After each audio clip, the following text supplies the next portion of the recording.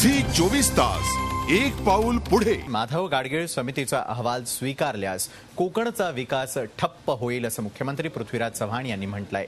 रस्ते, रेल्वे, बंदरं, विमानतळ, उद्योग अशी कुठलीच कामं कोकणात होऊ शकणार नाहीत। सरकारनं आपलं हे मत कस्तुरी रंजन समिती समोर मांडलं असल्याचंही मुख्यमंत्र्यांनी स्पष्ट केलंय।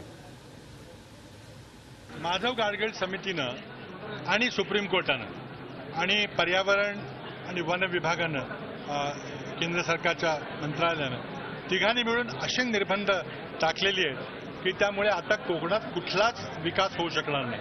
रस्ते नवीन करता येणार नाहीत, रेल्वे मार्ग करता येणार नाही, सगळं खाणी बंद झालेले आहेत, छोटे छोटे औद्योगिक वसाहती त्यामध्येही विस्तार करता येणार नाही, नवी बंदरं बांधता येणार नाहीत, नवी विमानतळं होणार नाहीत आणि त्यामुळं त्यामध्ये काहीतरी व्यावहारिक दृष्टिकोन घ्यावा अशी मागणी मी कस्तुरी रंगन यांना काही दिवसापूर्वी केलेली आहे।